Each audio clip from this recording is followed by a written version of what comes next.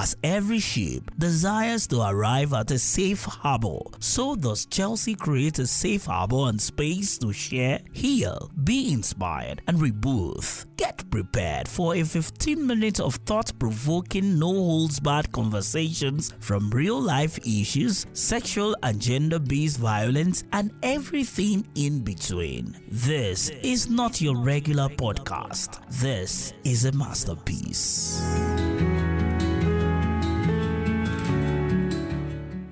So welcome to another episode of the Harbor Podcast. So today I have an expert in his field. Please could you introduce yourself, sir? All right, my name is Philip Dimka. I'm a clinical psychologist, trauma therapist, and play therapist. I'm a mental health professional and advocate for mental health and psychological well-being. I presently lead and direct Balm Therapeutic Services. That's a mental health outfit here in Jos. So that's basically a bit about myself. So it's good. Cool. That's great.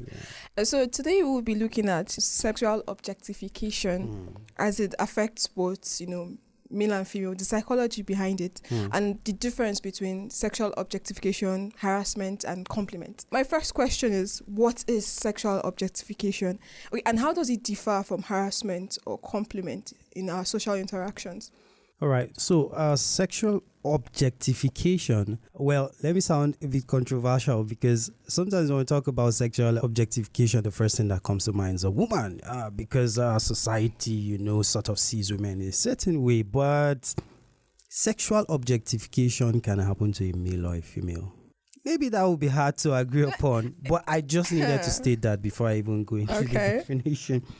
But when we talk about sexual objectification, it is objectifying someone because of their sexual body part or their sexual ability or their sexual function. This mostly happens to women, just to be honest. When we talk about sexual objectification, it's just when someone, especially a woman, is not seen for who she is, the value she can offer to society, but she's reduced to a mere object of sex because maybe of how she looks, her shape, her body parts, or her sexual abilities. I don't know if it's about how the person looks or their shape, but there was a day we had a guest on the show, and that day I was wearing a shirt and a trouser, and then I was wearing a jacket, so in my head there's no shape saying.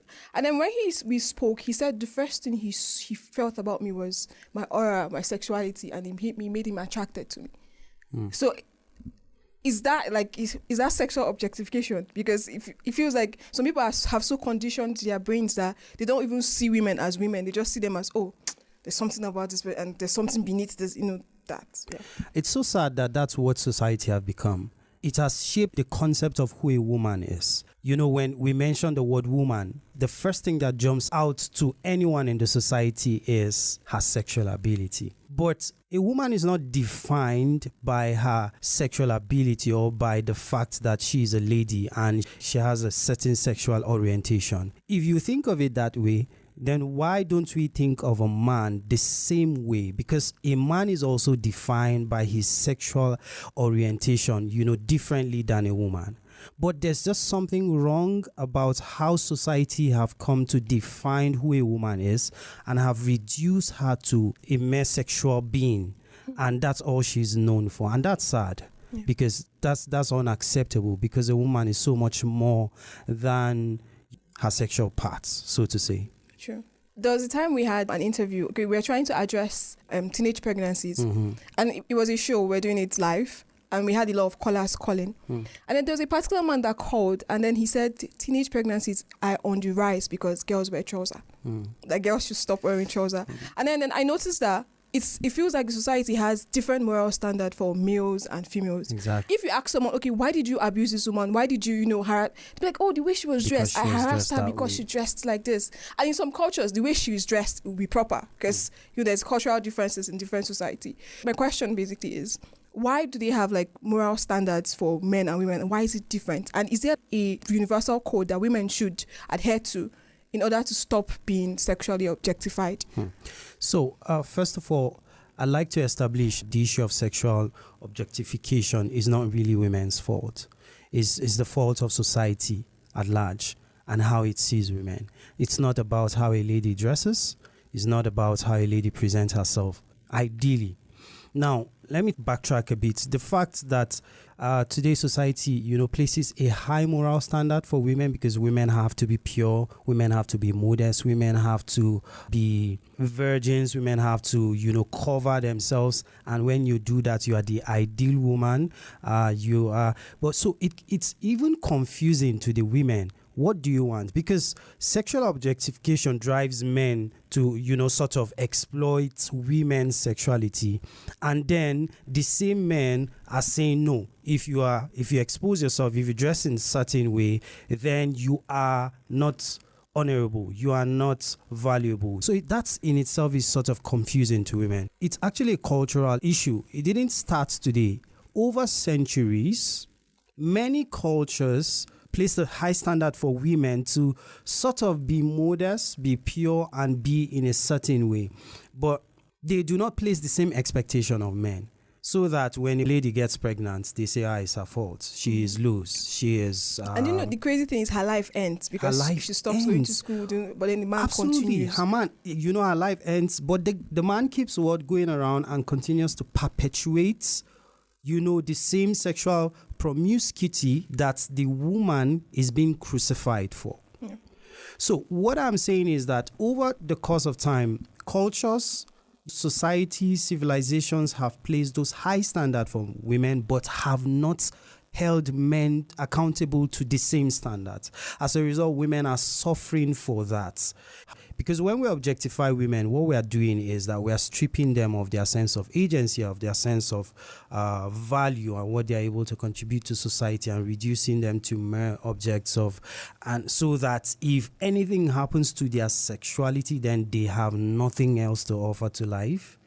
And that's wrong, and that's a real struggle, not just for women, but for society at large. I feel like you've already highlighted some of the effects on women, the whole losing sense of self, having to strive and do more just to prove that, okay, you are capable. So what would you say is the impact of, sexual objectification in the mind of a man? And are there other impacts on women? On women. Yeah, so I think for the woman, it begins to temper with her sense of identity. Even her begins to see herself the way society sees her. And she begins to behave and act in a way to please society, because if she does not, society doesn't see her value.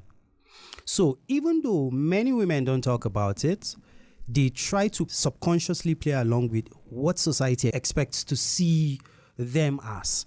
So the first effect is that it alters the sense of identity of a woman. She begins to objectify herself. Not just herself, she begins to objectify other women, so that pure women begins to what? Look down on immoral, in quotes, women, or women who dress or cover their body from head to toe, begin to see women who do not as what? Irresponsible and immoral. So can you see how that is also affecting how women also see women? Yeah. So sense of identity is being altered. It leads to low self-esteem. Hey, it means I don't have anything to offer to society except my sexuality. And so if no man is looking at you, if men are approaching your friends and they are not coming to you, what happens to you? What's wrong with me? I have no value to give. Nobody is asking me out. And entirely leads to what? Low self-esteem. The woman begins to think low of herself and struggle with sense of what? Self-worth. And so those are some other impact on women.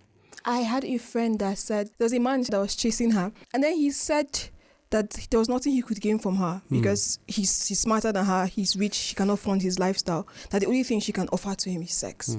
And it messed with her head for a bit because she felt like, okay, is that all every man sees me? She lost her sense of self-worth. That's a very severe impact on women, sadly, because they begin to see themselves as that's all I can offer. So even if they have something to offer, when the man or society says you have nothing to offer, they begin to believe it until they rework their mindsets.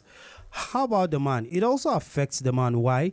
Because the man runs with the idea that he's in charge of the woman's sexuality. He's in control of the woman's body.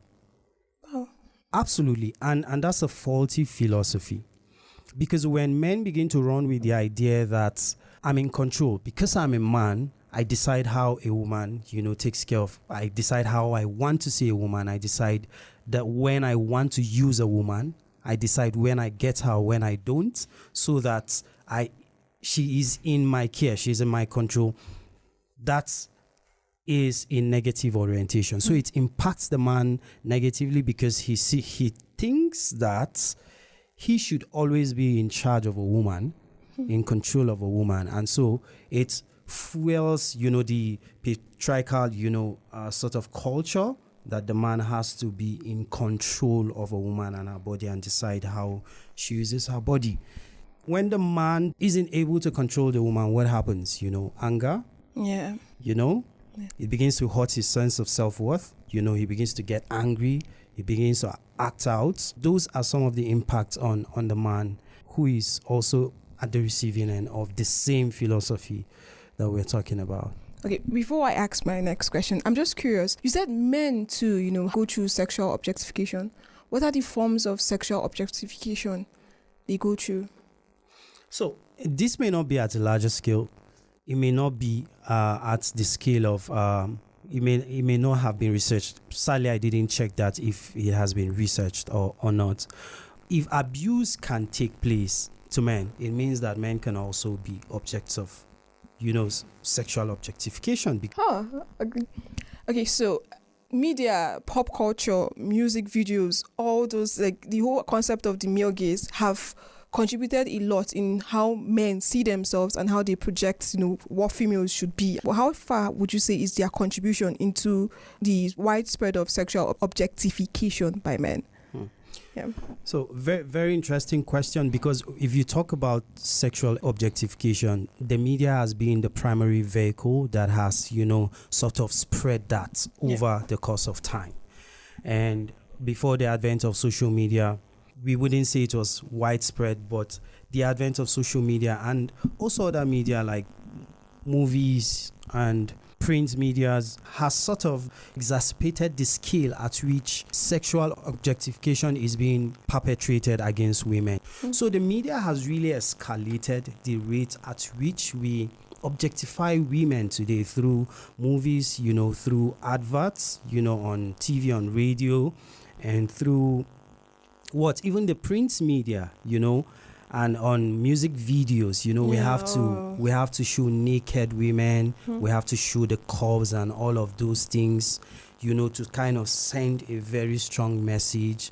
Even in arts, artistic expressions, we see that, being amplified and being, sent out there. So, yes, the media has been a vehicle for disseminating this concept of sexual objectification, and the danger there is we're recruiting even the younger generation to grow up with the perception that this is what a woman should be. This is the value of a woman, her sexuality. And even young boys are beginning to treat their girlfriends or their sisters, even at the family level, parents project that, the boys have to be this way, they are this way, this responsibility is for the girls, you do not do this, if you do this, you're wayward, and all of that. So young boys are now growing with that mentality, right, about what a woman should be like.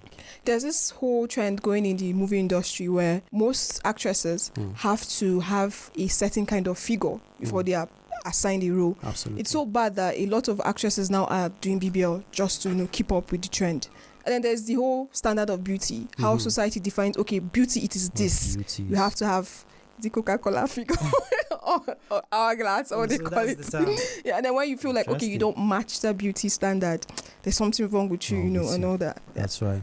That's really sad, and especially for celebrities. In this issue, women need to begin to break the culture. But most of them don't know it's a box. That's the problem. They just feel like, okay, this is how it's supposed to be. Yeah, so then I'm supposed to be like this. I'm supposed to act like this. I'm supposed to live like this. So nobody feels like it's wrong till maybe someone questions it and starts a movement. And then you can't come out and talk about, music video is this. People will come for you. They'll tell you that's what sells. That's part of marketing. You don't understand strategy. And then you just be silent and you won't say anything about it.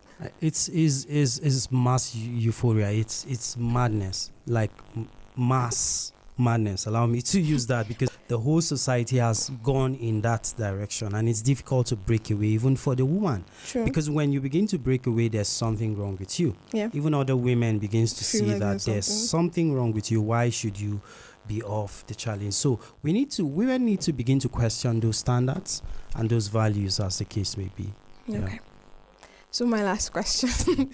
What practical steps can individuals, community, and media creators take to challenge sexual objectification, disrupt harmful norms, and promote healthier gender?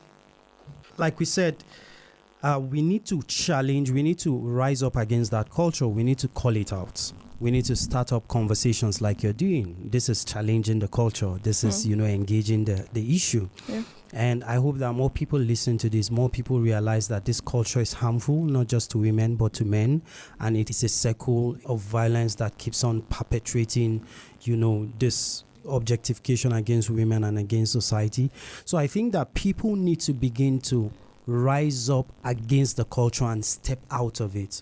So sometimes the way to engage and dismantle this is to abandon it and create something new. Because if you're running away from something, if you're abandoning something, you have to be embracing something. You have to begin to speak of a new culture. So my first, advice would be that society, individuals, organizations, society, communities, we need to abandon that old narrative, that old patriarchal system, that old double standard that honors the man but shames the woman. True. We need to abandon those and begin to speak of a new culture of what we want to expect and see women like. We need to create spaces for women to express their other potentials, their inherent potentials, apart from their sexual, orientation. We need to allow women to contribute to society meaningfully, with all of the, agency that there is within them. When we begin to do that, then society begins to learn that, the woman has something else to offer beyond her sexuality, and she can be seen for that. Yeah. Thank you so much, sir. This was a really amazing conversation, and it was so nice to dig into your knowledge. Thank you very much for having me. Thank you for being here. Yeah, thank you so much. This is making me to think more about this issue. Hopefully, I'll go and research more and maybe write something about it. Thank you for being part of today's episode. Would you want to be a part of this? If yes, you can reach us on WhatsApp 081-4999-1910, or you can reach us on mail at theharborinitiative@gmail.com.